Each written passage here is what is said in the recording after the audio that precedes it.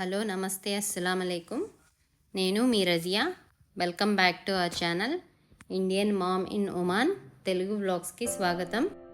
ఈరోజు నా థంబ్నెయిల్ చూశారు కదా, జెట్ స్పీడ్లో అయిపోయే చికెన్ ఫ్రై ఎలా తయారు చేయాలో చూపిస్తాను. ఇది చాలా ఈజీ వే అండి. బ్యాచిలర్స్ దీన్ని చాలా ఈజీగా చేసుకోవచ్చు. మీరు కూడా ఒకసారి దీన్ని ఇంట్లో తప్పకుండా ట్రై చేయండి.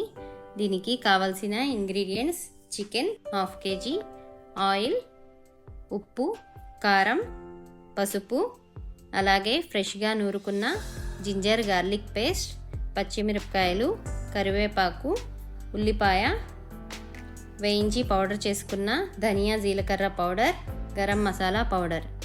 ముందుగా మనం ఆనియన్ని చిన్న ముక్కలుగా కట్ చేసుకోవాలి.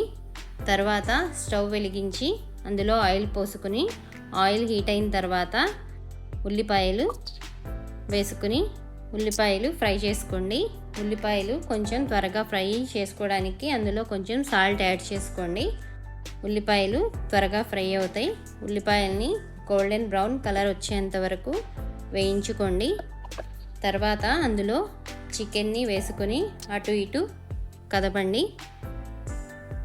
నెక్స్ట్ ఇందులో జింజర్ గార్లిక్ పేస్ట్ వేసుకోండి. నేను ఇక్కడ చిన్న స్పూన్తో 2 స్పూన్స్ వేశాను.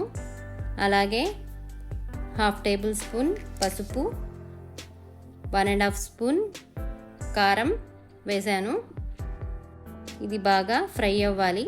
దీనిలో కొంచెం వాటర్ కూడా పోసుకోండి. మనకి నీసు వాసన మరియు చికెన్ బాగా వేగుతుంది.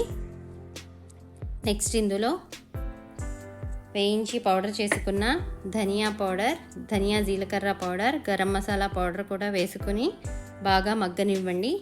ఇది చాలా ఈజీ వే అండి. నేను ఇంట్లో ఉన్న ఇంగ్రీడియంట్స్తోనే చాలా ఈజీగా చేసుకునేటట్లు చెప్తున్నాను. మీరు కూడా దీన్ని తప్పకుండా ట్రై చేయండి. ఇది సేమ్ రెస్టారెంట్లో చేసిన టేస్టే వస్తుందండి. దీన్ని మనం రసంలో కాంబినేషన్గా తినొచ్చు. నేను ఆల్రెడీ రసం వీడియో కూడా చేశానండి.